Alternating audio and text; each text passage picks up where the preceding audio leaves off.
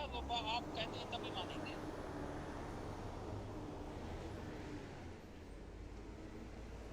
चलिए आप कह दिए मान लिए, बाकी स्क्रीन शेयर का ऑप्शन दो।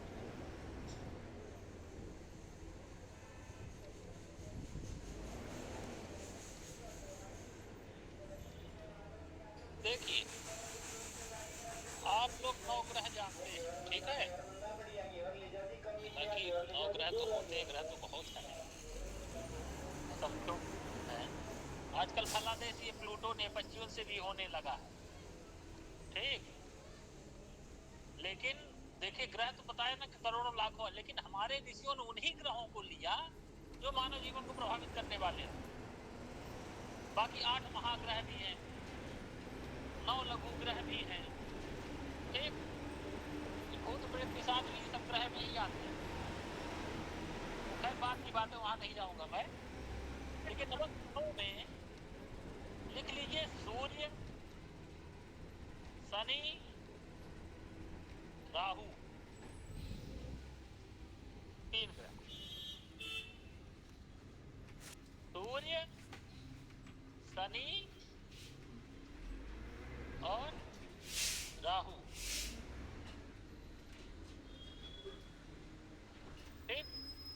ये क्या है, ये पृथकता जनक ग्रह है। और द्वादशेष को लिख लीजिए, सूर्य, शनि, राहु और द्वादशेष।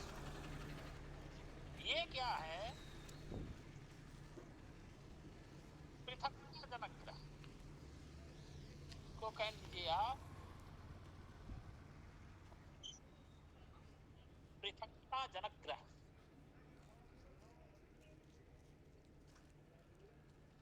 ठीक।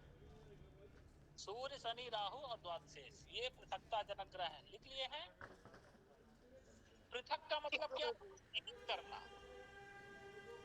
ये जहां अपना प्रभाव डालेंगे उसको उस व्यक्ति से, उस वस्तु से अलग कर देंगे। उदाहरण के लिए मान लीजिए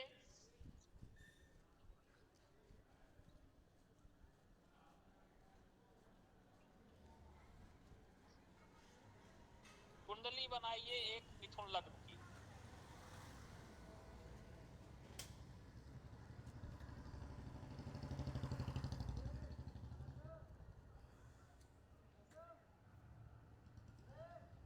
ठीक। लग्न में लिख लीजिए मंगल को और शुक्र को। द्वितीय भाव में लिख लीजिए बुध को। तृतीय भाव में लिखिए गुरु को, चंद्रमा को, सूर्य को और केतु को भी लिख लीजिए। आप लोग कॉपी में साफ साफ लिख लीजिए, यहाँ उंगली से नहीं हो रहा है। और शनि को यहाँ कर लीजिए और राहु को यहाँ, ठीक। ऐसे बना लीजिए मिथुन लग्न की कुंडली, ठीक है। अब ये ऐसी स्त्री की कुंडली है कि इस स्त्री का त्याग जो है इसके पति द्वारा विवाह के शीघ्र बाद ही कर दिया गया, ठीक। अब हमको देखना, हमने लिखा अलग कैसे होंगे, पृथक अलग करने वाले ग्रह यही है। कौन, सूर्य, शनि, राहु, द्वादशेष। अब चूंकि पत्नी की बात आई तो हम आएंगे सप्तम भाव पे, ठीक। तो यहां देखिए सप्तम भाव, अब हमको देखना पृथकता जनक ग्रहों का प्रभाव है या सप्तमेश पे है या पति का कारक जो गुरु है उस पर है, ये हमको देखना है। बात जब स्त्री की आएगी तो हम क्या देखेंगे, हमने बताया था कि सप्तम, सप्तमेश और गुरु, पति का कारक गुरु और स्त्री का कारक शुक्र, सप्तम, सप्तमेश और शुक्र। तब यहां हम देखें सप्तम, सप्तमेश और गुरु पर क्या सूर्य, शनि, राहु या द्वादशेष का किसी का प्रभाव है। तो पहले नंबर पे आते हैं, देखते हैं गुरु पर, देखते हैं, ठीक है। गुरु जो है 3 पापी ग्रहों के प्रभाव में है। पहले नंबर पर देखिए सूर्य, गुरु बैठा तृतीय भाव में। सूर्य के प्रभाव, सूर्य पृथकता जनक प्रभाव रखता है। दूसरा केतु से युक्त भी है, ठीक, और राहु की दृष्टि भी है। ठीक, तो जो 3 ग्रह हैं, 4 चीजें द्वादश हुए, सूर्य शनि राहु द्वादशेष, तो 4 में से 2 भी अगर जो प्रभाव डाले तो वो व्यक्ति को उससे अलग कर देते हैं। तो सप्तमेश गुरु को देखिए, न केवल पति स्थान का स्वामी है बल्कि एक पति का कारक भी है। और उस गुरु पर 3 पापी ग्रहों का प्रभाव, सूर्य, केतु और सूर्य युक्त, मान लीजिए क्षीण चंद्रमा भी हो गए, गुरु के साथ भी हो गए, लेकिन सूर्य के साथ होने से भी अपना प्रभाव दिखाएगा। तो इस प्रकार से पृथकता जनक ग्रह राहु, और राहु का प्रभाव ही, तो 2 ग्रहों को मान ले, सूर्य और बाकी प्रभाव ये सहायक बन गए, कौन? केतु भी। इसके क्या करें, इसका पति से अलग होना पड़ा। दूसरी कुंडी बनाइए, मान लीजिए कुंभ लग्न की,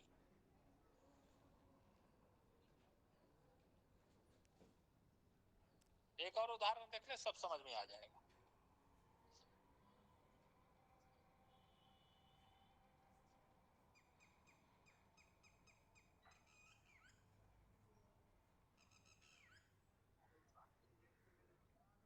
देखिए, लग्न में शनि चंद्रमा को कर दीजिए,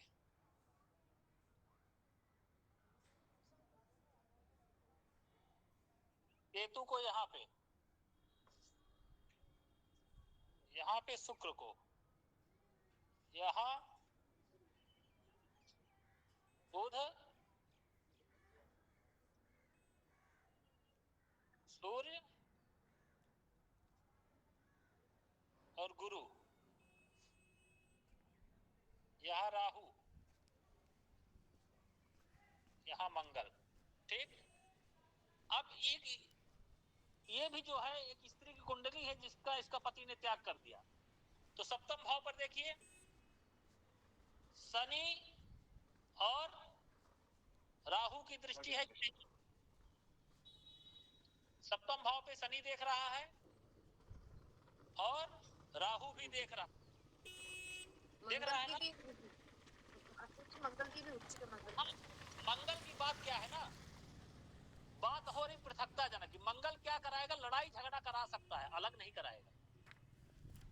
अलग कौन कराता है, सूर्य शनि राहु द्वादशेष। मंगल हाँ प्रभावक हो जाएगा भाई, ऐसे थोड़ी कोई अलग हो जाएगा। मंगल भी प्रभाव डालेगा तो लड़ाई झगड़ा कराएगा तब ना अलग कराएगा, ऐसे थोड़ी कोई अलग हो जाता है। ये बात मत करो। ठीक, सूर्य शनि राहु ये पृथक जाना। मंगल क्या है, मंगल का है देखिए सहायक बना, लड़ाई झगड़ा करवाया। मंगल की दृष्टि कहाँ पे है, सप्तम भाव पे कहाँ है, हाँ सप्तम भाव पे पड़ रही है सब। ठीक है, तो मंगल लड़ाई झगड़ा करवाया, फिर उससे जो है शनि और राहु क्या करा दिए, लड़ाई झगड़ा को तभी ना अलग होगा। सॉरी पे सॉरी बोलते जाओगे, फोन करेंगे, पता लगा 33 मिस का, ब्लॉक पे ब्लॉक फेल होगा, सारी चीजें हो जाएगी, अलग होने की स्थितियां। फिर देखिए सप्तमेश क्या है, सप्तम भाव पे शनि और रहा सप्तमेश सूर्य। तो सप्तमेश सूर्य क्या है, और पति के कारक गुरु दोनों इकट्ठे हैं। पति का कारक जो गुरु हो गया वो, और सप्तमेश सूर्य, उस पे देखिए दोनों इकट्ठे हैं। और इसमें शनि की पृथकता जनक दृष्टि पड़ रही है, और शनि यहां से संयोग से द्वादशेष भी हो गया। ठीक, इस कारण से देखा जाए तो सप्तम भाव, उसका स्वामी और उसका कारक, तीनों जो है क्या हुआ, शनि राहु के पृथकता जनक प्रभाव से आया, जिसका फल निकला स्त्री त्याग। तो आप लोग क्या पढ़े कि जब सप्तम, सप्तमेश और पति के कारक गुरु पर पृथकता जनक ग्रहों का प्रभाव, पृथकता जनक ग्रहों का प्रभाव मतलब सूर्य शनि राहु और द्वादशेष, इनका पढ़े तो जातक क्या हो जाता है, जातिका पति के द्वारा त्याग दी जाती। लेकिन यहाँ केवल पति ही नहीं, ठीक, पति के द्वारा ही, पति भी स्त्री के द्वारा त्याग होते हैं। अब इसी का उल्टा कर दीजिए, स्त्री से कब योग होगा, तो गुरुजी मत करिए, अभी सुन लीजिए पूरा। ठीक है, हमको नहीं लगता गुरुजी करने की जरूरत पड़ेगी आपको, पहले पूरी तरह सुन लीजिए। अब इसका ये तो हुआ स्त्री का त्याग। अब स्त्री वियोग मतलब पति स्त्री द्वारा त्याग। अब स्त्री द्वारा त्याग का मतलब जब स्त्री ही छोड़ के चली जाएगी तब क्या करेंगे? तो एक उदाहरण उसका लीजिए, कन्या लग्न की कुंडली बनाई। अब स्त्री के लिए क्या देखेंगे? सप्तम सप्तमेश और पति का कारक गुरु, और पुरुष के लिए सप्तम सप्तमेश और स्त्री का कारक शुक्र। ठीक, देखिए कन्या लग्न की कुंडली बनाई।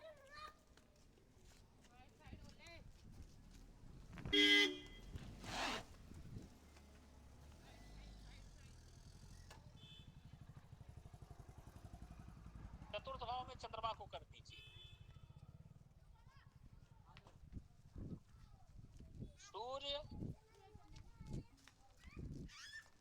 गुरु, शुक्र, बुध को पंचम भाव में, राहु को षष्ठ भाव में, शनि को यहाँ पे, मंगल को यहाँ पे, और द्वादश भाव में केतु कर दीजिए। ठीक, अब देखिए इसमें, देखिए इसका भी पत्नी से वियोग हो गया। तो यहाँ देखिए सप्तमेश कौन है? गुरु है। सीधा बाहर निकलिए और पत्नी का कारक कौन है? शुक्र। दोनों इकट्ठे हो गए। ठीक, और दोनों पर सूर्य का प्रभाव है। सूर्य का प्रभाव यहाँ पे है। ठीक, गुरु मतलब जो सप्तम का कारक सप्तमेश जो हुआ गुरु, और पत्नी का कारक हुआ शुक्र, उसमें पृथकता जनक सूर्य का प्रभाव है। और सूर्य एक प्रकार से पृथकता जनक ग्रह है। ठीक, अब संयोग से यहाँ द्वादशेष दी हो गया, एक सूर्य हो गया और एक द्वादशेष हो गया। और वही नहीं, इतना ही नहीं, ये भी देखिए सूर्य क्या हुआ? केतु अधिष्ठित राशि का स्वामी भी हो गया। अकेला सूर्य देखिए, एक तो सूर्य अपने आप में पृथकता रखता है, ऊपर से द्वादशेष भी हो जो पृथकता जनक ग्रह है। द्वादशेष तो कोई भी ग्रह हो गया, संयोग से यहाँ सूर्य ही हो गया। ऊपर से वो सूर्य क्या हुआ? केतु अधिष्ठित राशि का स्वामी भी हो गया, जो पृथक करने की शक्ति रखता है। ठीक, केतु भी अपनी जगह पृथकता तो रखता है, मंगल की लड़ाई झगड़ा तो कराएगा। और फिर देखिए सूर्य शनि की शत्रु राशि में बैठा है, तो इसलिए इसका अपनी पत्नी से वियोग हुआ।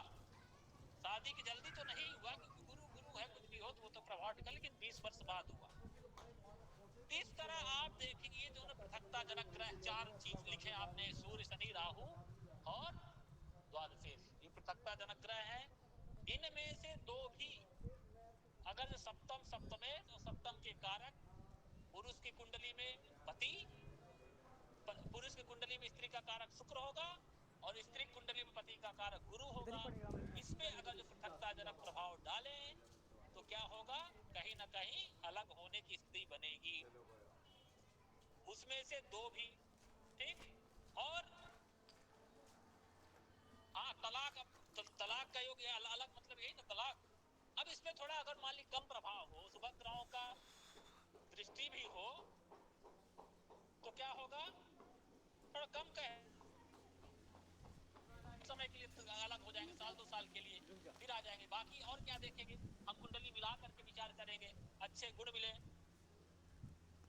ठीक है, गुण मिले, अगर मंगला मांगली का विचार करके अच्छे गुण मिले तो वो नहीं। लेकिन आप देखिएगा, खुद प्रैक्टिकल करिएगा कि जो अलग हैं,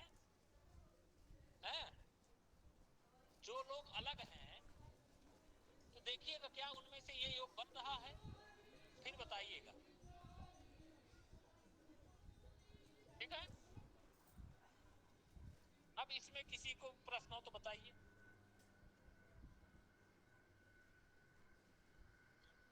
यार मान लो किसी का तलाक हो गया, आगे कभी शादी हो तो हमेशा ही ये ग्रह प्रभावित उसको करते रहेंगे। हाँ, क्या जीतन जी कह रहे हैं? आप कई लोग बोलने लगे थे इसलिए। जैसे सर आपने बताया पृथकता जन्य ग्रह सूर्य शनि राहु, उनका देख लिया कि इनके कारण मतलब ये पृथक हो गए, अलग हो गए, तो नेक्स्ट जब इसका दूसरा या तीसरा विवाह होता है तो तब भी क्या ये ग्रह उसको प्रभावित करते रहेंगे? ऐसा देखिए, हाँ बिल्कुल। क्यों? आखिर ब्रेकअप पे ब्रेकअप होते जाते हैं, एक के साथ टिकता नहीं जीवन। स्त्री से हमेशा पूरे जीवन में हुआ, तो ये चीजें तो रहेगी। इसके लिए बताया ना कि आप अगर कुंडली बढ़िया मिलान करें, अच्छे गुण देख करके, मंगला मांगली भी चाहिए जो मैं आगे पढ़ाऊंगा, उसका विचार करके करें तो जरूरी नहीं अलग होगा। ठीक है गुरुजी, जैसे ये गुरुजी, अशुभ योग बन रहा है और प्रभाव वियोग का फिर भी योग, ये भी देखा गया। क्या लक्ष्मण जी क्या बोल रहे हैं?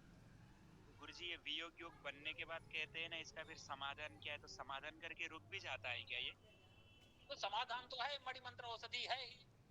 आप इनका जो ग्रहों का वैदिक मंत्र उसका जाप करें, जिसको आगे बताया जाएगा। आपको रत्नों का प्रयोग करना है, इससे परिवर्तन भी हो जाता है। बिल्कुल शुभता आ जाएगी। जो है उसका तो होगा। जितेंद्र जी सब क्या है? हाँ जी सर, ठीक है। गुरुजी एक प्रश्न था। तो उनका बना एक ही नहीं। प्रश्न है जी बताएं। गुरुजी, एक प्रश्न। एक महिला उसकी गर्भ राशि होती है और लग्न में सूर्य पुत्र सूर्य शुक्र शनि दशा में है और राहु केतु उसके चतुर्थ और दसम भाव में बैठे हुए हैं, तो भी उसका मतलब योग नहीं बन हो रहा उसका। और जो गुरु है उसकी पंचम गुरु 11th हाउस में बैठे हुए हैं, हाँ तो भी उनका मतलब डिवोर्स हो गया क्योंकि गुरु ने इसको बचाया नहीं। किसका कैसे करें? उसमें शनि राहु केतु का प्रभाव नहीं था। शनि के लग्न में, शनि सूर्य लग्न में बैठे हुए हैं। हाँ शनि शुक्र और सूर्य तीनों लग्न में है और सप्तम को देख रहे हैं। और इधर गुरु जो है क्योंकि गुरु 11th हाउस में बैठे हुए हैं, 21 भाव में। क्या डिवोर्स पहले साल ही हो गया मतलब। तो आप क्या कहना चाह रही हैं? आपका प्रश्न क्या था आपका बताइए। प्रश्न ये था कि मतलब गुरु ने अभी अपने थोड़ी देर में पति के से 20 वर्ष बाद तलाक हुआ था कि गुरु ने सब कुछ किया था पाप ग्रह का प्रभाव होने के बावजूद भी, जबकि वो दशा अंतर दशा सबका काल आने पर न होगा, ऐसे थोड़ी हो। हमने बताया 20 वर्ष में हुआ, उसका और ज्यादा प्रबल रहा होगा, केवल उतना नहीं और देखेंगे और रहा अच्छा होगा तो पति के और रहा होगा। समय बदल गया है ना। हाँ जी जी गुरु जी। समय कैसे बदला है? बदला ये तो है कि पहले क्या शादी हो जाती थी, लड़की एक शहर से दूसरे शहर 600 500 2 250 300 किलोमीटर घर गई, हाँ झगड़ा हुआ, ठीक है, मारपीट हुई, मामला अब गया, चार शब्द के बाद मायके जाना हुआ, तब तक बात भूल जाती है। इतना भी झगड़ा हो, देखिए अगर कुछ तुरंत अगर एक्शन न लिया जाए, शांत रहे, एक आध दिन वेट कर ले, अपने आप शांत हो जाता है, देखते होंगे। अब समय क्या है, बदल गया है। तुरंत मारपीट हुई है, व्हाट्सएप में फोटो तक पहुंच जाती, अरे तुमको इतना मारा, ये कैसा किया, ये बात ऐसा किया है। तो पहले वाला नहीं था। अच्छा ठीक है, ये सारी देश काल परिस्थिति के अनुसार चीजें देख करके देखी जाती है, इसके बीच में नहीं, जल्दबाजी में कोई निर्णय नहीं। जी गुरु जी धन्यवाद। गुरुजी ये अभी आप हाँ दक्ष जी आप क्या कहना चाह रहे हैं?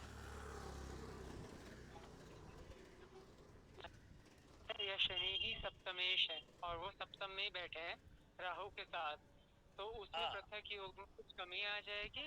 ये मतलब देर से डिवोर्स होगा या जल्दी होगा? मतलब अगर सप्तमेश ही हैं वो लोग जो गुरु गए हैं और सप्तम में ही बैठे हैं तो क्या होगा? उसमें खुद दिमाग लगाई। एक दिन इसी में मैं आपको बात बोला था ना कि सप्तमेश शनि है, ठीक, अपने घर में बैठा है, निश्चित रूप से सस महापुरुष योग बना रहा है, उसको राजसी चीजें तो देगा ही, ठीक।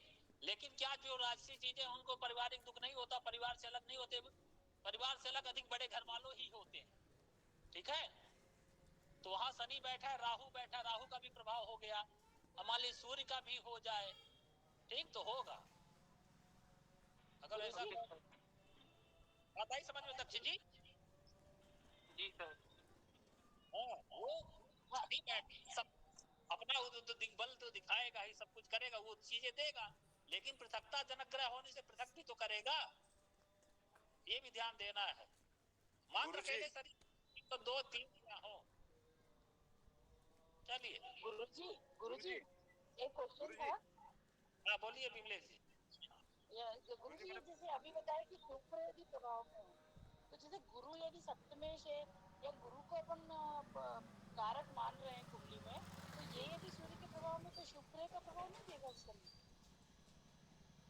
इसमें जैसे अपन ने बोला कि सप्तम भाव पीड़ित है और गुरु हाँ। भी एक कारक है उसमें कुंडली में, तो गुरु यदि कारक होकर सूर्य के साथ में है तो गुरु भी हाँ। शुक्र में, आपने भी बताया कि शुक्र ठीक करते हैं, तो है वो ऐसे में वो आएगा अन्य मामलों में, लेकिन पृथकता जनक के प्रभाव में है ना, तो पृथकता भी दिखाएगा ना।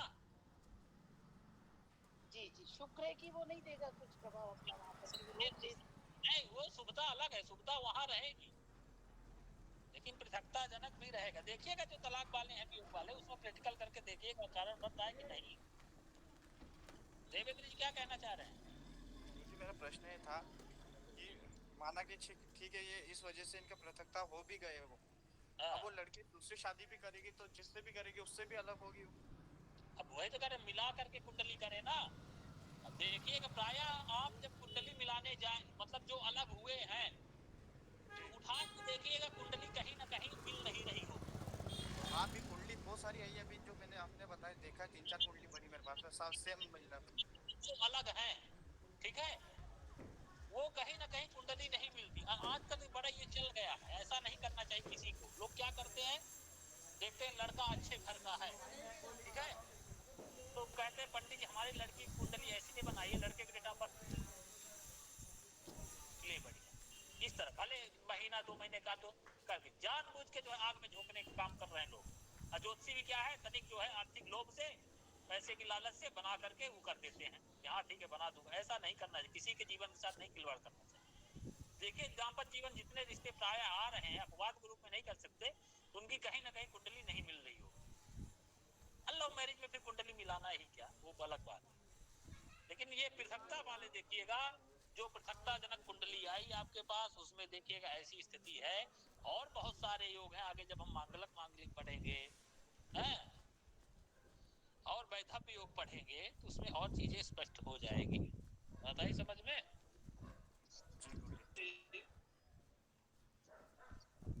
क्या पृथकता सुदर्शन योग, जी गुरु जी, पृथकता योग में गुरु एवं शुक्र, जैसे पति के कारक गुरु हैं एवं पत्नी के कारक ग्रह शुक्र है, तो इनका बहुत योग होता है, मतलब जैसे प्रभाव में न हो इनका हाँ। का इसमें इनका योगदान होता है।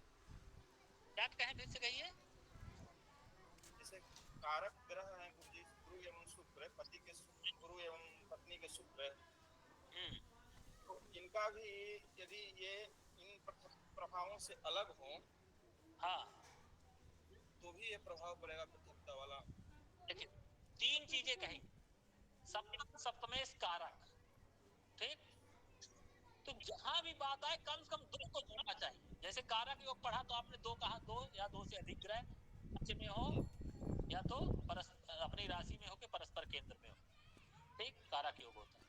तो यहाँ भी 2 चीज सप्तम सप्तमेश हो। फिर उसके बाद जब 4 पृथकता जनक ग्रह हैं, 4 पृथकता जनक में कम से कम 2 हो, कहा द्वयो दिशति जब प्रभाव,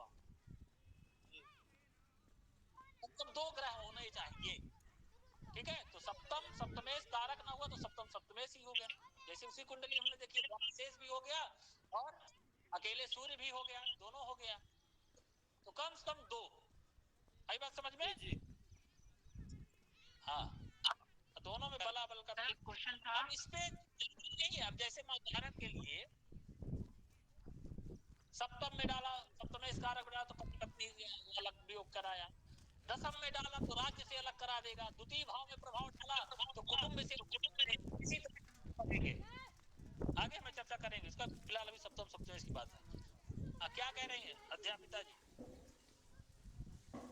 सर ना, जैसे सातवें मतलब सप्तम में सूर्य के साथ बुध और गुरु भी बैठे हों, और मतलब वृश्चिक राशि में, और शनि जो है वो लग्न पे बैठे हों, तो गुरु ही तो मतलब ब्रह्मा विष्णु महेश आके बैठ जाए, ठीक है। अभी आपने देखा नहीं, गुरु ही नहीं था, गुरु ही कारक नहीं था। सप्तम समय गुरु शुक्र तो कारक होते ही, शुभ ग्रह तो होते ही हैं। आप देखिए पृथकता जनक ग्रहों का प्रभाव पड़ रहा है कि नहीं, ये देखिए। गुरुजी गुरुजी सर प्रणाम। सप्तम हमें भाव को शनि कुंडली तो मिलान देख ही में रहा है ना, देखना सामने चाहिए क्या? शनि देख रहा है। अब एक मिनट, अभी 3 लोग ही साथ में बोल रहे हैं, 2-4 और माइक खोलिए तब मजा आएगा बढ़िया। अभी एक आध लोगों को समझ में आ जा रही बात, 3-4 लोग और एक साथ बोलिए, तब किसी का नहीं समझ में आएगा, तब मजा आएगा। हाँ, लक्ष्मी नीलमा जी बोले, क्या कह रही? गुरुजी शुक्र लग्न की कुंडली है, इसमें शुक्र सूर्य शुक्र राहु लग्न क्या है? तीनों ही लग्न बैठे मतलब हुए हैं। हैं? जी गुरुजी, क्या बोल रही, कुछ बोलिए।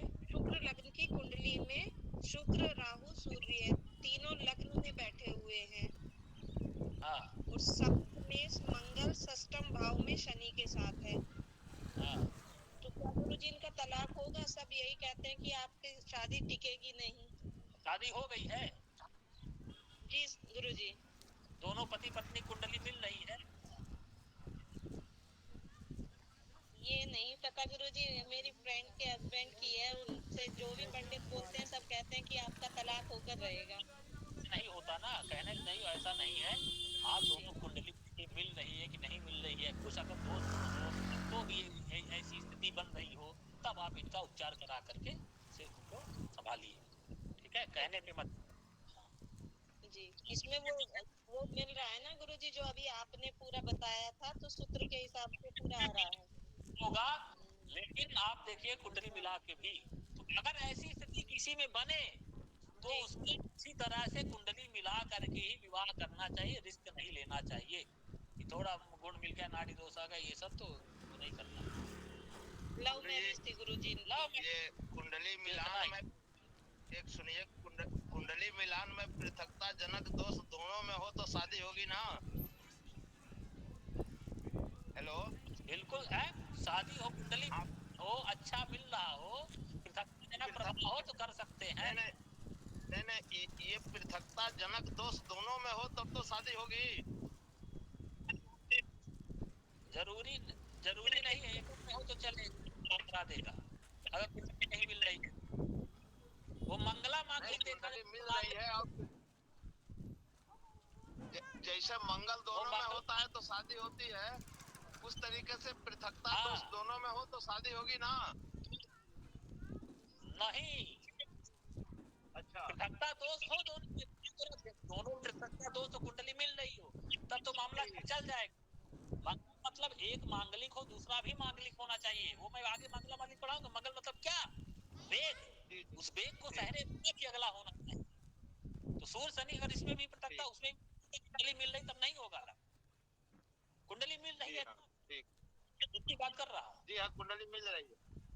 हाँ, तब कहे अलग हो, क्यों अलग करवाने पड़े हैं? नहीं, जीवन के मेरा मतलब ये है कि दोनों में कुंडली मिलने के बाद दोनों में पृथकता दोष हो। हाँ, तो मिल नहीं होगा, नहीं होगा। चलिए आज इसी को चलाते हैं, कुछ आगे नहीं पढ़ते। और बोलिए किसी का प्रश्न?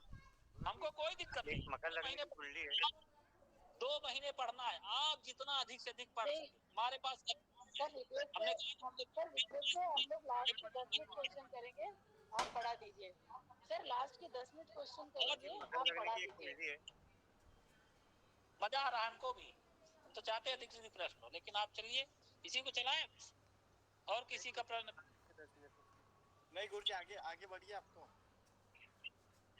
दीपक बाद में भी क्वेश्चन कर सकते हैं, आसानी से से तलाक ना हो, कुंडली मिलान में आप मंगला मांगलिए, ठीक है? और गुण इत्यादि देखे जो मैं आगे पढ़ाऊंगा। एक दिन केवल आपको अष्टकूट पे चलेगा, एक दिन क्लास केवल मंगला मांगलिक पे चलेगी।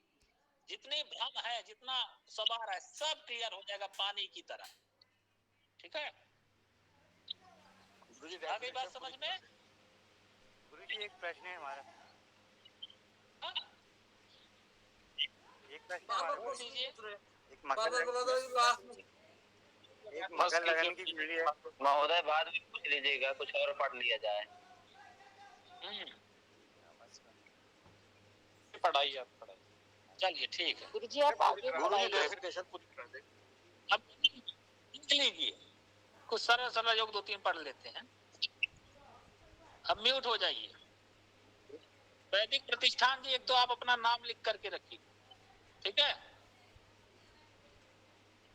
सब लोग जिस नाम से रजिस्ट्रेशन किए उसी नाम से देते हैं यहाँ पे।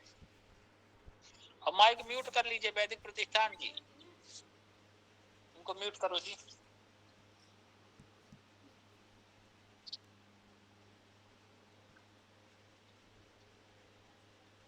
चलिए लिख लीजिए, सरल योग है कुछ, जल्दी से पढ़ लेते हैं। पंचमेश और षष्ठेश, पंचमेश और षष्ठेश परस्पर केंद्र में हो तो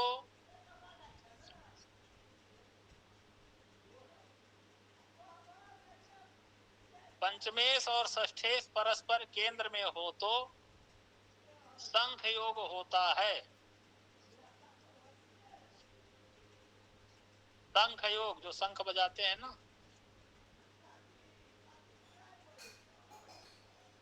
पंचमेश और षष्ठेश परस्पर केंद्र में हो तो शंख योग होता है। और लिख लीजिए जल्दी से, फिर समझाते हैं। चतुर्थेश और नवमेश परस्पर केंद्र में हो तो चतुर्थेश और नवमेश परस्पर केंद्र में हो तो काहल योग होता है। काहल, ठीक? गुरुजी काहल, काहल काहल, एक मिनट टाइप कर दे रहा हूं।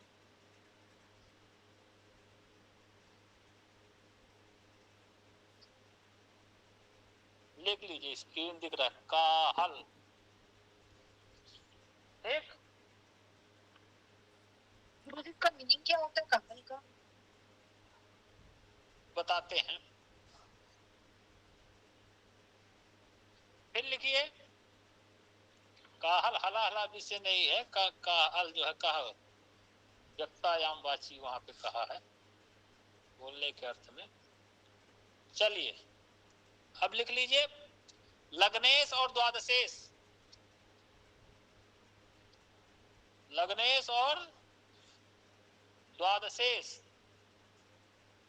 परस्पर केंद्र में हो तो पर्वत योग होता है।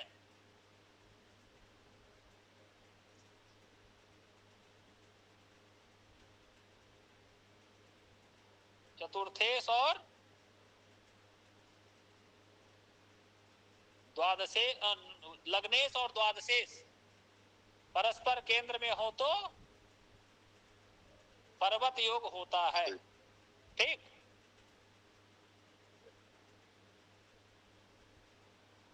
एक आदमी पढ़िए। पंचमेश और केंद्र में हो तो शंख योग होता है। चतुर्थेश और नवमेश परस्पर केंद्र में हो तो काहल योग होता है। लग्नेश और द्वादशेश परस्पर केंद्र में हो तो पर्वत योग। हाँ, ये देखो तीनों राजयोग में है। शंख तो स्पष्ट ही है, पर्वत तो स्पष्ट ही है, काहल भी जो है कुछ सितम अवस्तस्त अव्यक्तम हलक है, ठीक है? कुक्कुट भी होता है, काहल का शब्द बिडाल भी होता है, कई पर्याय लिए गए हैं। सूखा भी होता है, लेकिन ये राजयोग में आता है, ठीक? अब आइए पढ़ते। तो कहे माइक खोले हैं जी, चटपटी उधार जाती है, शांति से नहीं पढ़ा लिखा जाता। चलिए अब एक पहले लिखे, आपने लिखा है पंचमेश और षष्ठेश परस्पर केंद्र में हो तो काहल योग, वो शंख योग होता है। चतुर्थेश और नवमेश परस्पर केंद्र में हो तो काहल योग होता है। पहले काहल योग को पढ़ते हैं। चतुर्थेश और नवमेश परस्पर केंद्र में हो तो यहाँ पे देख लीजिए, चतुर्थेश कौन है? गुरु। चतुर्थ भाव में लिखा है नव, नवमी राशि होती है धनु, धनु राशि का स्वामी होता है गुरु, तो चतुर्थेश हुआ गुरु। नवमेश कौन हुआ? शुक्र, क्योंकि नवम भाव में लिखा है 2, दूसरी राशि होती है वृष, वृष का स्वामी शुक्र। अब लिखा है आपने चतुर्थेश नवमेश दोनों परस्पर केंद्र में, किसी ग्रह का नाम तो लिखा नहीं है, कोई भी हो सकता है चतुर्थेश, कोई भी नवमेश हो सकता है। ये दोनों परस्पर केंद्र, मतलब परस्पर मतलब वो जहां हो वो दोनों परस्पर एक दूसरे से केंद्र में हो। उदाहरण के लिए 12 भावों में कहीं भी यहां बैठ गया गुरु और यहां बैठ गया शुक्र, तो देख रहे हैं दोनों परस्पर केंद्र में हुए, एक दूसरे से साथ में केंद्र होता है 1 4 7 10। देखें गुरु से शुक्र साथ में है, शुक्र से गुरु भी साथ में है। या तो शुक्र यहां बैठ जाए तो देख रहे हैं गुरु शुक्र परस्पर केंद्र में है, या तो साथ भी बैठ जाए तो भी जो है परस्पर केंद्र में हुए, या यहां भी बैठ जाए, शुक्र मान लीजिए चौथे बैठ गया तो काहल हुआ। मतलब परस्पर केंद्र में होना चाहिए 12 भावों में से कहीं। बात आई समझ में? अब उसी तरह आपने पढ़ा कि लग्नेश और द्वादशेश परस्पर केंद्र में हो तो क्या होता है? पर्वत योग होता है। तब लग्नेश द्वादशेश परस्पर केंद्र में, तो लग्नेश कौन है? बुध। लग्न में लिखा है 6, छठी राशि होती है कन्या, कन्या राशि स्वामी बुध। द्वादशेश द्वादश भाव में लिखा है 5, पांचवी राशि सिंह, सिंह राशि स्वामी सूर्य। अब शुक्र, सूर्य और बुध को परस्पर केंद्र में देखना है, तो सूर्य मान लीजिए यहां बैठ गया, बुध यहां बैठ गया, बैठेगा कभी कि नहीं? नहीं बैठेगा, ध्यान रहे। अगर ऐसी स्थिति आए तो सूर्य बुध साथ में ही बैठे दिखाई देंगे, क्योंकि कभी भी कुंडली में सूर्य बुध का अंतर अधिक 28 अंश से ज्यादा नहीं हो सकता, ठीक है? और सूर्य शुक्र का अंतर अधिक से अधिक 48 अंश से ज्यादा नहीं हो सकता। इसलिए आप इनको सूर्य बुध और शुक्र को क्या कहा गया है? अनुचर ग्रह कहा गया। अनुचर मतलब अनुचरण करे, अनुसरण करे किसका? सूर्य के, आगे पीछे ही रहते हैं। किसी भी कुंडली में उठा लीजिए, लग्न कुंडली में शुक्र सूर्य बुध आगे पीछे ही रहेंगे। तो सूर्य बुध परस्पर केंद्र में हो, उदाहरण साथ में ही मान लीजिए वहां सूर्य है और कोई भी हो सकता है, तो यहां मान लीजिए बुध हो गया, परस्पर केंद्र में है, ठीक? तो यहां पे क्या हुआ? पर्वत योग बन गया। अब फिर आपने लिखा पंचमेश और षष्ठेश परस्पर केंद्र में हो तो संख योग होता है। अब यहाँ एक समस्या आपको लिखी, पंचमेश षष्ठेश तो एक ग्रह हो गया, लेकिन आप यहाँ एक ना देखें, 2 देखें। पंचमेश मान लीजिए यहाँ बैठा है शनि, और सप्तमेश शनि मान लीजिए है तो एक ही, लेकिन मान लीजिए 2, ऐसी स्थिति बनेगी। तो यहाँ पे कौन सा योग होगा? संख योग होगा ऐसी स्थिति में भी। अब आगे आपको और स्पष्ट हो जाएगा। बताइए,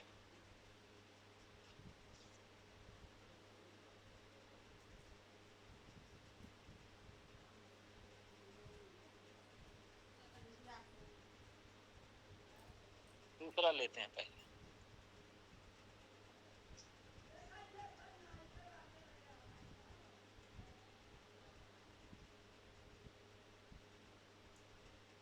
हाँ, फिर से देखिए, पंचमेश षष्ठेश परस्पर केंद्र में हो तो संख योग। पंचमेश हो गया मंगल, मान लीजिए मंगल यहाँ हो गया, और षष्ठेश गुरु मान लीजिए यहाँ पे हो गया। तो आप क्या देख रहे हैं? पंचमेश मंगल और षष्ठेश गुरु परस्पर केंद्र में है, तो ये संख योग बना रहे हैं, ठीक? परस्पर केंद्र मतलब ये 1 4 7 10 लग्न से केंद्र नहीं, परस्पर मतलब जहां बैठे उससे केंद्र। फिर आगे देखते हैं,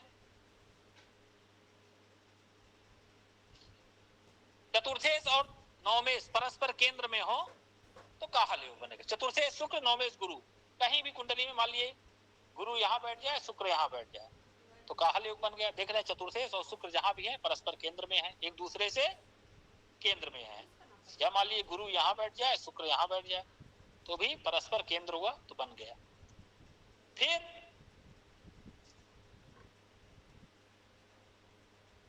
पढ़ा है आपने कि लग्नेश और द्वादशेश परस्पर केंद्र है, तो चंद्रमा बुध जो है परस्पर यहाँ पे केंद्र में कर लीजिए।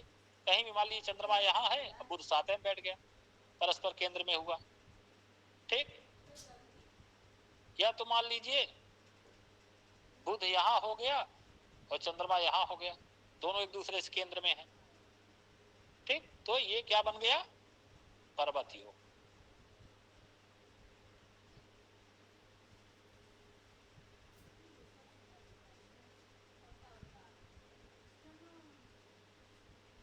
कौन सा योग बन रहा है बताइए इस कुंडली?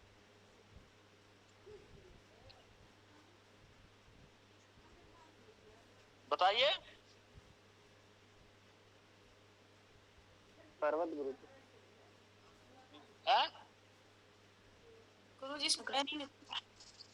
ग्रह नहीं बैठे हैं, बताइए कौन सा योग बन रहा है? बन रहा है योग। शनि वातादय वायुशेष और नकाश पर्वत योग बन रहा है। योग पर्वत योग बनने को जी लग्नेश और द्वादशी पर्वत योग। ठीक है, अब शांत हो जाइए सब लोग। ठीक है, बहुत बढ़िया, पर्वत योग। शांत हो जाइए बस। अब देखिए, इस कुंडली में ग्रह नहीं है, लेकिन जो है पर्वत और काहल योग दो बन रहे हैं। कैसे? क्योंकि काहल योग में आपने पढ़ा कि चतुर्थेश और नवमेश परस्पर केंद्र में हो, तो चतुर्थेश नवमेश दोनों एक ही ग्रह हो गए। कहीं भी बैठे, मान लिए यही शुक्र बैठ गया, ठीक।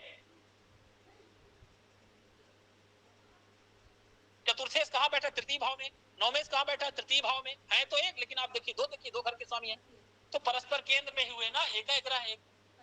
अब फिर उसी तरह लग्नेश और द्वादशेश शनि हो गया, वो भी मान लीजिए कहीं बैठ जाए, मान लीजिए यहीं बैठ जाए, तो आप क्या देख रहे हैं कि शनि लग्नेश भी है, द्वादशेश भी है, एक है एक दो मान लीजिए, या तो मान लीजिए दो शनि, लग्नेश शनि यहाँ बैठा है, द्वादशेश शनि भी यहाँ बैठा है, परस्पर केंद्र में हुए। तो इस तरह कुंभ लग्न कुंडली में दो जो है योग बन जाते हैं, काहल और पर्वत योग, पर्वत योग काहल योग। इसीलिए न बरामीर ने कहते हैं न कुंभ लग्नम शुभमाह सत्य। सत्याचार क्या कहे? न कुंभ लग्न, कुंभ लग्न वाले ठीक नहीं होते, ठीक कुंभ लग्न कुंडलियां ठीक नहीं होती। फिर किसी ने कहा भाग्य भेदा यमुना बदंती, यमुनाचार के नहीं, जो कुंभ का द्वादशांश होता है वो सही नहीं होता। लेकिन बरामीर कहते हैं होता है सही, क्योंकि इसमें दो ऑलरेडी राजयोग का निर्माण हो रहे होते हैं, इसलिए हम एक शब्द में नहीं कह सकते कि कुंभ लग्न सही नहीं होता। ठीक है, इस तरह से संघ पर्वत काहल योग समझ में आ गया सबके। फिर फल पे आते हैं इसके। इसके नहीं समझ में आया? संघ पर्वत काहल। सर आपने सूर्य और बुध का अंतर बताया था कितना अंश का, वो थोड़ा सा फिर से रिपीट कर सकते हैं क्या? सूर्य बुध का अंतर अधिकतम 28 अंश। Okay sir. और सूर्य और शुक्र का 48 अंश। Thank you. Most welcome. चलिए अब इसके फल पे आते हैं। ठीक है, अंकित शर्मा जी आपकी कुंभ लग्न की कुंडली है, सही है, दो राजयोग लेकर आप बैठे हैं, घबराइए नहीं। अब काहल योग का फल लिख लीजिए।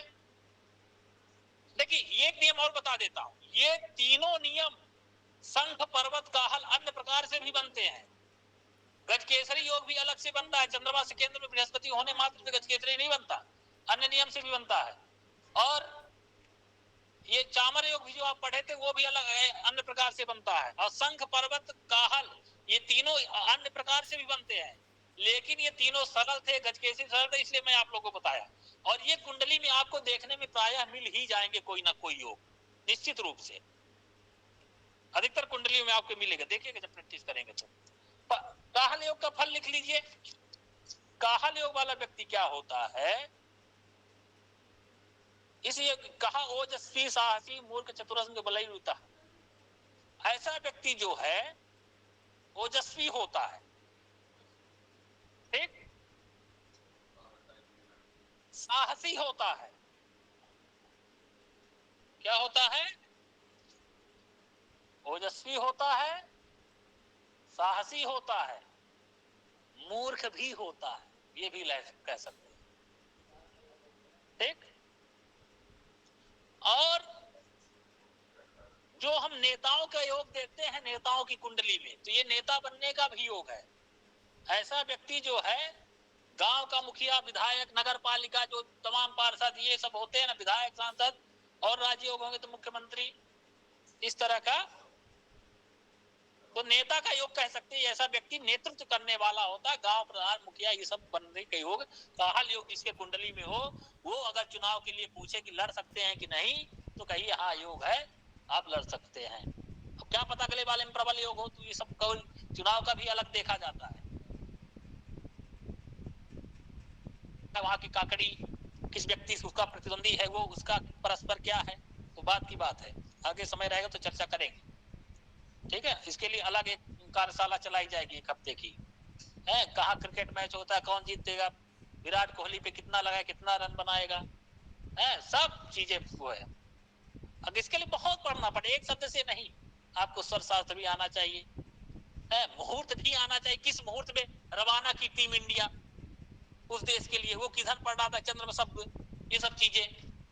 तो जो फलित के जो अंग है, मुहूर्त भी जानना चाहिए, शकुन भी जानना है आपको, प्रश्न कुंडली भी आना चाहिए, जातक भी आना चाहिए, तब सब जान जाएंगे। बस जुड़े रहिए सदाशिव कैंपस के साथ। अब देखिए कुंडली चल रही है ना, कुंडली सीख जाएंगे आप लोग।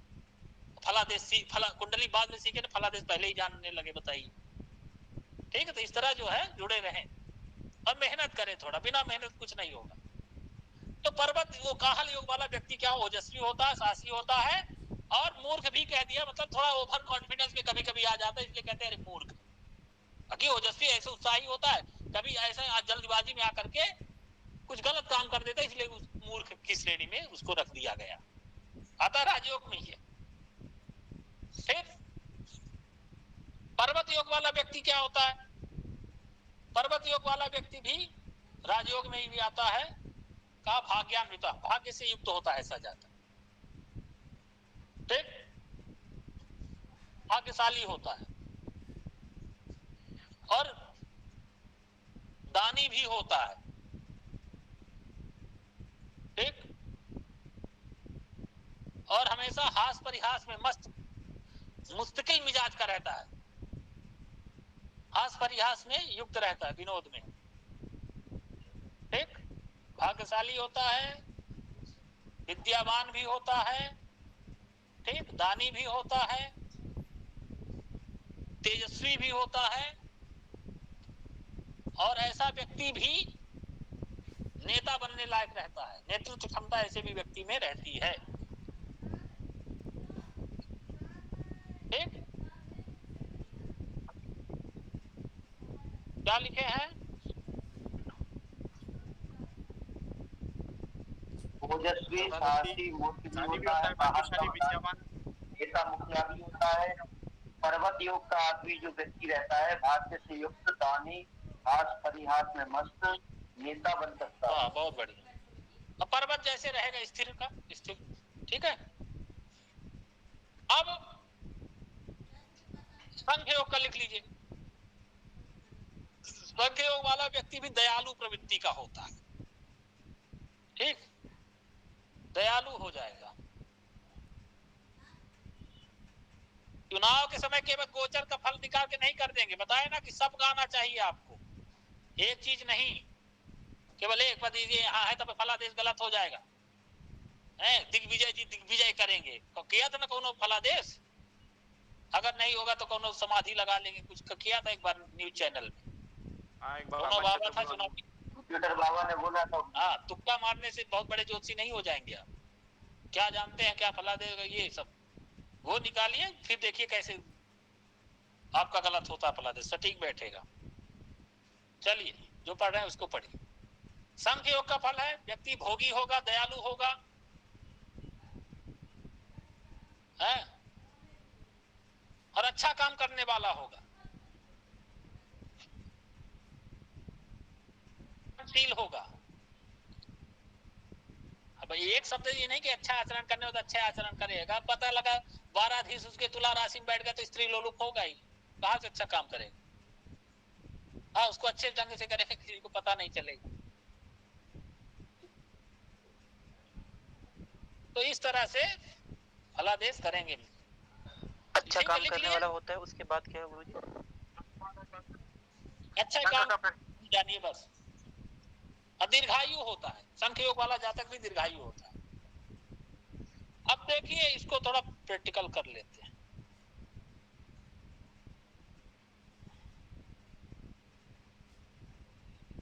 एक कुंडली देखते हैं।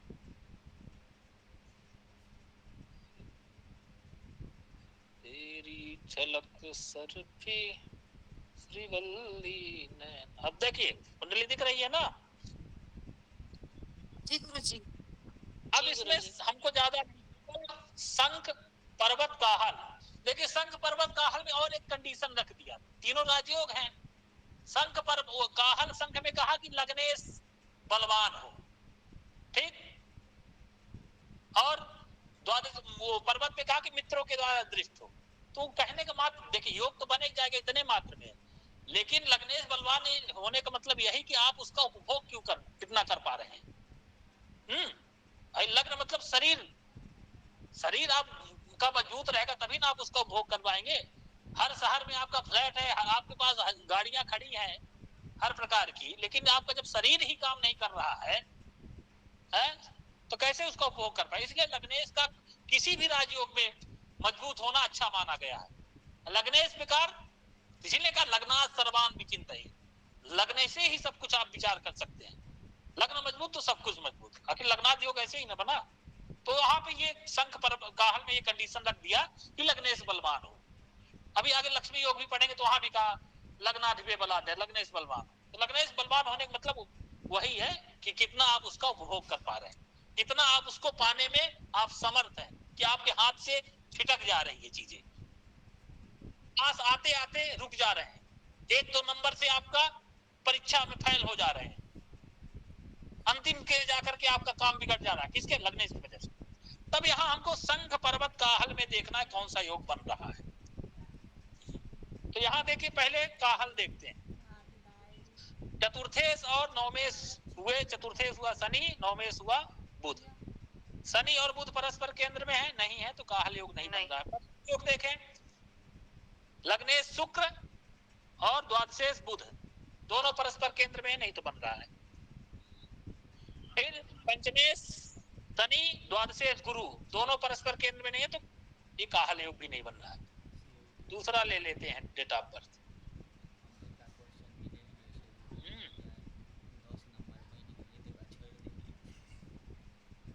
अब देखिए इसमें से कोई बन रहा है, देखिए लग्नेश और द्वादशेश, लग्नेश हुआ मंगल, द्वादशेश हुआ शुक्र। शुक्र अब देखिए मंगल और शुक्र परस्पर केंद्र में है कि नहीं है? बन रहा है। तो पर्वत योग यहाँ पे बन रहा है। आपने लिखा लग्नेश द्वादशेश परस्पर केंद्र में हो तो पर्वत योग बनता है। तो लग्नेश मंगल, द्वादशेश शुक्र परस्पर केंद्र में है, तो यहाँ पे पर्वत योग बना रहे हैं। अब आते हैं शंख योग बन रहा है कि नहीं? तो पंचमेश शंख योग की परिभाषा होती है पंचमेश षष्ठेश परस्पर केंद्र में हो, तो पंचमेश हो गया गुरु, षष्ठेश हो गया मंगल, दोनों पर नहीं बन रहा है। नहीं, दोनों केंद्र में नहीं है। नहीं बन रहा है, नहीं बन रहा है, नहीं है, पांचवी की दूरी। हाँ, अब चतुर्थेश और नवमेश देखिए काहल बन रहा है कि नहीं? चतुर्थेश शनि, नवमेश चंद्रमा दोनों परस्पर केंद्र में नहीं है, तो नहीं बनेगा। और देख लेते हैं उदाहरण, मिलेगा कोई ना कोई योग तीनों में मिलेगा। अब इसमें देखते हैं कुछ मिल रहा है, वही कुंडली आगे का।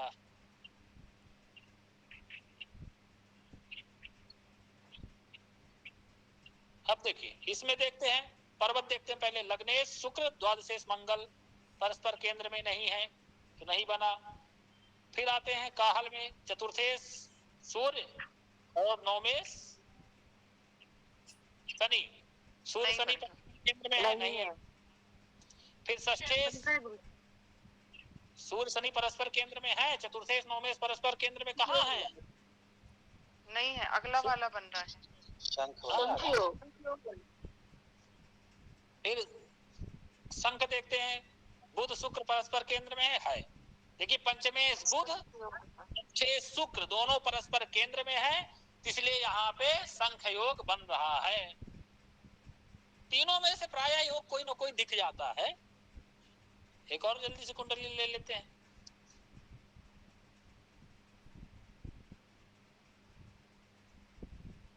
वही आ गया का हो,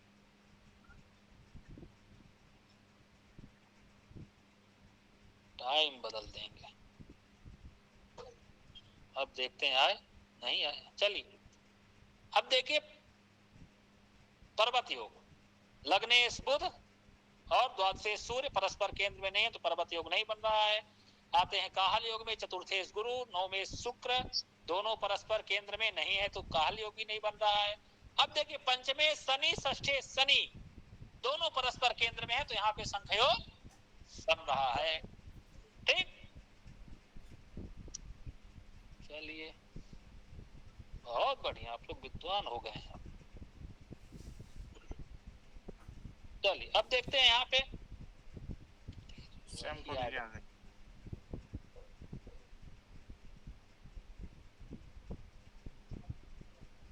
अब देखिए लग्नेश बुध और लग्नेश शनि और द्वादशेश गुरु दोनों परस्पर केंद्र में है नहीं है तो नहीं बना पर्वत योग। काहल योग पे आते हैं, चतुर्थेश मंगल नवमेश बुध परस्पर केंद्र में है। देखिए चतुर्थेश मंगल और नवमेश बुध दोनों एक साथ बैठे मतलब परस्पर केंद्र में है तो यहाँ पे कौन सा योग बन रहा है?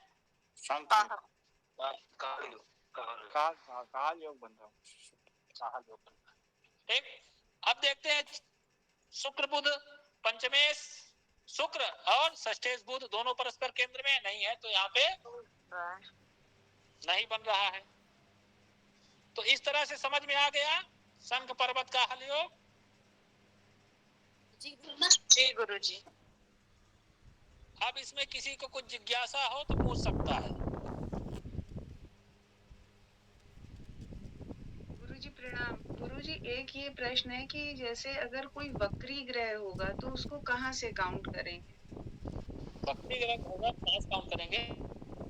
जैसे मान लीजिए गुरुजी वहीं से करेंगे जहाँ बैठा है। नहीं देखिए वक्री ग्रह से नाम से कंफ्यूज कर देते हैं लोग। आजकल पे तो और इससे ज्यादा वो फैला दिए हैं। देखिए ग्रहों की देखिए 8 प्रकार की गति बताई गई है, ठीक है, तो उसमें एक गति है वक्री। तो वक्री का मतलब जहां है वही ना, भले उल्टा चलता है लेकिन जहां है फिलहाल वही ना स्थिर है, उसके कुंडली में वही ना स्थिर हो गया। गोचर में भले पीछे खिसकेगा आगे चलता जाएगा, लेकिन जब रूस के वैज्ञानिक प्रोफेसर लखोवस्की ने जब रिसर्च किया कि जन्म के समय जो आकाशीय स्थिति होती है ग्रहों की वो जातक के जीवन में हमेशा आजीवन प्रभावित करती है, इसीलिए वो जब जन्म समय की जो आकाशीय स्थिति है वही जन्म कुंडली कहलाती है। ठीक, तो वक्री है तो मतलब उस समय उसके कुंडली में वहां पे वक्री होके बैठ गया, तो जहां है वहीं से काउंट करेंगे, ये नहीं आगे पीछे से। हाँ वो आगे कहा बकरी में कि बकरी ने तुम्हारा दिया। एक दिन स्वतंत्र बकरी मार्गी पे क्लास लेंगे हम, पूरा इस पे फलादेश होगा। ठीक है, बकरी क्या है, मार्गी क्या है, क्या इनका फलादेश में कितना महत्व है, कितनी अपनी भूमिका निभाते हैं, स्वतंत्र चर्चा एक दिन केवल इसी पे होगी। ठीक है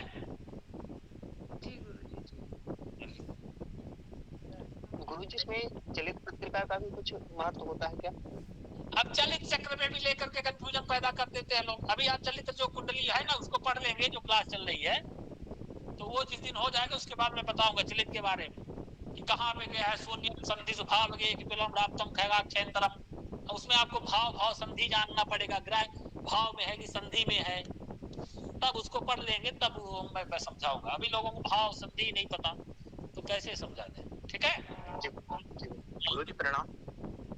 हाँ बताएं गुरुजी, जैसे चतुर्थी नवमेश एक ही ग्रह हो जैसे काहल योग में, तो फिर कैसे ये केंद्र में आएंगे, ये थोड़ा समझ में नहीं। वही ना का चतुर्थेश नवमेश, मान लीजिए आपके 2 घर है, ठीक है, दोनों घर के मालिक आप ही है ना जी, तब इसको 2-2 मालिक कर दीजिए, 2-2 रजिस्ट्री होगी तो दोनों रजिस्ट्री आपे के नाम से होगी ना जी, तब चतुर्थेश नवमेश हो गया। तो 2 है, चाहे उसको आप 2 देखिए चाहे 1 देखिए, परस्पर केंद्र में हुआ, हम है, हम ही रहेंगे अपने से, हमारा ही, हम ही आ रहा है हमारे साथ। उसी तरह लग्नेश में भी हो जाएगा, इसीलिए कुंभ लग्न की कुंडली दिखाया ना मैंने। तो मतलब ऐसे में हमेशा ही बनेगा अगर एक ही ग्रह हुआ तो ऐसा बने, सही ना आपको डिफरेंस बताया। क्या मैं चाइनीज बोल रहा था उस समय कि बड़ा कहा भाग्य वेद है न कुंभ लग्नम शुभमा सत्य, कुंभ लग्न सही नहीं होता। फिर यमुनाचार्य ने कहा नहीं केवल द्वादशांश सही नहीं होता, नहीं बराबर ने कहा कि सही होता है कि कुंभ लग्न अपने आप में 2 राजयोग का निर्माण करके दे रहा है। जी उस समय विस्तृत चर्चा तो किया था, मैंने वैसे उदाहरण भी दे करके समझाया। गुरुजी ये सूर्य से शुक्र 48 अंश से ज्यादा दूर हो तो फिर वो गलत माना जाता है, तो ऐसे ही कुंडली यदि उससे दूर हो तो वो कुंडली गलत है ऐसा हम कह सकते हैं? 48 अंश से ज्यादा दूर हो तो 48 अंश से ज्यादा दिख रहा है तो आप एक बार गणित करके चेक करिए, सही है कि देखिए गणित करके। कुंडली और सही और गलत को परखने के लिए और ऐसी क्या चीजें गुरुजी, जैसे सूर्य और बुध का आपने बता दिया सटीक प्रामाणिकता, और क्या चीज को हम ध्यान दे सकते हैं पता चले कि सही है या गलत है? और बहुत सारी चीजें हैं, आप जातक को सामने देखिए, कुंडली देखिए, फिर खुद गलत बन जाएगा कि जातक कैसा है, इसका नाक ऐसे ही, आंख ऐसी है, कुंडली तो गलत बन रही है, किसने बना दिया, गलत बना दिया, ऐसे भी है, उसके लिए पढ़ना पड़ेगा। ऐसी भी समस्या आ जाएगी आपके पास। अब मान लीजिए जातक का समय गुरुजी हमारा 10 बजे से 10:15 के बीच में है, अब उस समय लग्न चेंज हो जा रही है, अब आप उसको सही करके देखिए, उसको देखिए, उसके कुंडली देखिए, आकृति देखिए, तब उसका बनाइए कि नहीं तुम्हारा यही लग्न होगा, उसके लिए पढ़ना पड़ेगा। ठीक है जी, ठीक है, आज के लिए इतना ही।